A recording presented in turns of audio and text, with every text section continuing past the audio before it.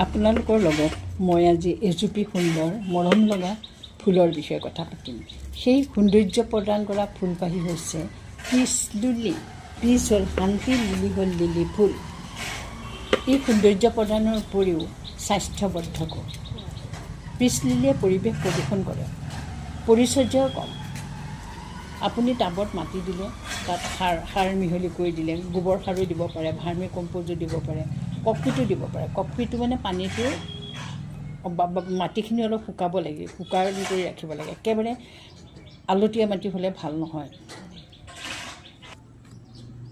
ইয়াত ৰ'দো কম লাগে, পোহৰ কিন্তু লাগে। বেছি ৰ'দ পৰা ঠাইত পিচ লিলি থ'লে ইয়াৰ পাতৰ ৰং হালধীয়া হৈ পৰে, তেতিয়া আমি পাতবিলাক ছিঙি পেলাব লাগে।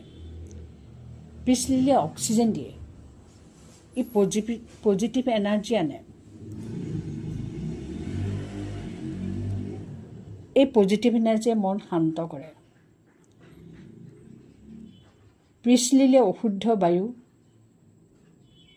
অৰ্থাৎ বায়ু প্ৰদূষণ ৰোধ কৰে আৰু বায়ুমণ্ডল শুদ্ধ কৰি পেলায়। ই টোপনিও নাই। ইয়াৰ পাতবিলাক মাজে মাজে চাফা কৰিব লাগে। পাতৰ ৰং সাধাৰণতে সেউজীয়া, একদম গাঢ় সেউজীয়া।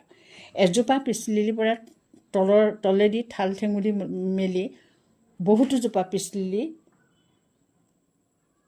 জন্ম হয়। এই পিচ লিলিবোৰ নি পেলাই আমি শিপাৰ সৈতে বেলেগ টাবত ৰুব পাৰোঁ। এনে ফুল সাধাৰণতে খিৰিকীৰ কাষত থ'লে বেছি ভাল।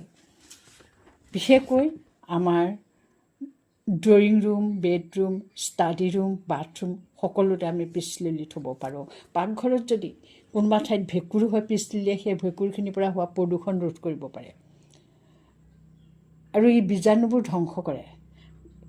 আমাৰ কাৰোবাৰ কফ, ইনফ্লুৱেঞ্জা আদি হ'লে যদি আমি সেই ৰুমটোত, আমি শোৱা ৰুমটোত বা আমি বহা ৰুমটোত পিচ লিলি টাব এটাও থৈ দিওঁ, তেতিয়া আমাৰ অসুখো সোনকালে ভাল হ'ব। মই আগতে কৈছোঁ যে পিচ লিলিয়ে পজিটিভ এনাৰ্জি সৰবৰাহ কৰে। ই দেখিবলৈ অতি সুন্দৰ। আমি সকলোৱে এক কম পৰিচৰ্যা লগা, সকলো ফালে আমাৰ সুবিধাজনক পিচ লিলি ঘৰে ঘৰে ৰুবলৈ যত্ন কৰোৱা হওক। ধন্যবাদ।